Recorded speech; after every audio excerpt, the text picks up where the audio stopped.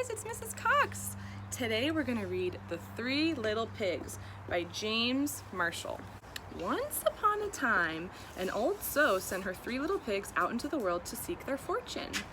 "Now be sure to write," she said, "and remember that I love you." The first little pig met a man with a load of straw. "I know," said the little pig, "I'll buy your straw and build a house." "That's not a good idea," said the man. "Mind your own business, thank you," said the little pig, and he bought the straw and set about building a house. It took him no time at all. Very soon a lean and hungry wolf happened by. Pig was just about his favorite food in the world. So he knocked on the door and said, little pig, let me come in." To which the little pig replied, you guys know what he said?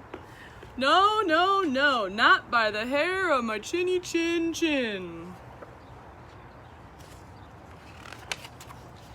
This annoyed the wolf to no end, and he said, "Then I'll huff, and I'll puff, and I'll blow your house in."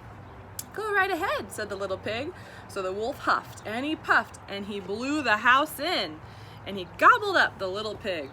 Uh-oh. The second little pig met a man with a load of sticks.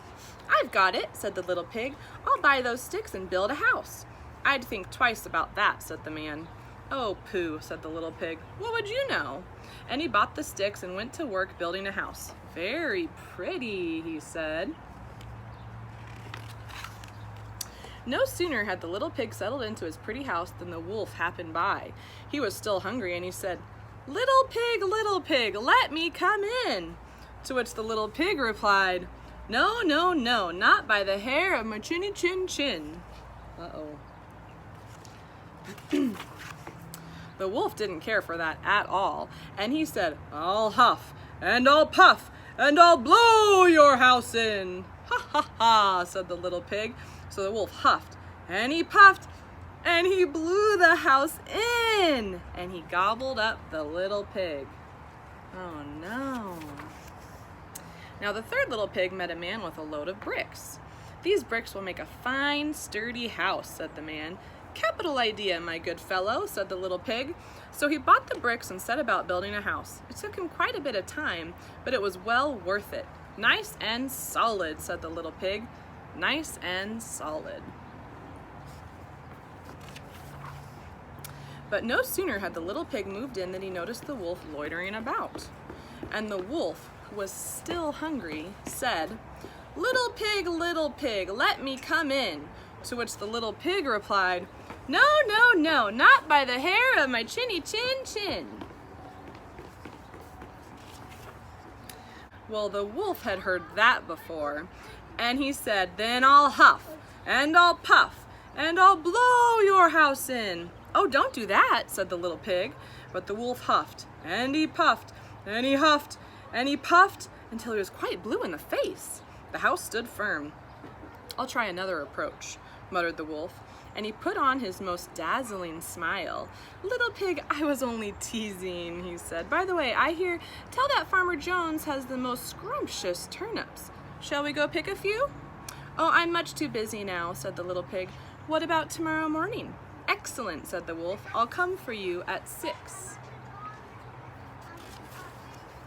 The next morning, the little pig got up at 5, hurried off to Farmer Jones' turnip field, picked a basket full of scrumptious turnips, and dashed back home. When the wolf arrived at 6, the turnips were already boiling in the pot. "Sorry, I couldn't wait," said the little pig. The wolf tried not to show his displeasure. "No harm done," he said. "By the way, there is a lovely apple tree down in Merry Meadow. Shall we go help ourselves to a few apples?" "I must cook my turnips," said the little pig. "Let's meet there tomorrow morning." "Splendid," said the wolf. "Shall we say at 5? The next morning the little pig was up at 4 and went off for the apples. It took longer than he'd expected to reach Merry Meadow, and while busy gathering apples in the highest tree, he saw the wolf approaching. "Do try one of these," he called down, throwing an apple as far as he could. When the wolf chased after the apple, the little pig shimmied down the tree and made it home safely. The next day the wolf came again. Really, he was quite put out. "There's a fair today on Hog Hill," he said. "Would you care to go?" "Why don't we meet there?" said the little pig. "Would 3 o'clock suit you?" "Colossal," said the wolf. 3 it is." just to make sure he would be there at 2. At 1 in the afternoon, the little pig went to the fair and had a fine time. So fine that he lost track of the hour. Suddenly, out of the corner of his eye, he saw the wolf coming up the hill. Without a minute to spare, the little pig jumped inside an empty butter churn and rolled down the hill toward the wolf. Oh.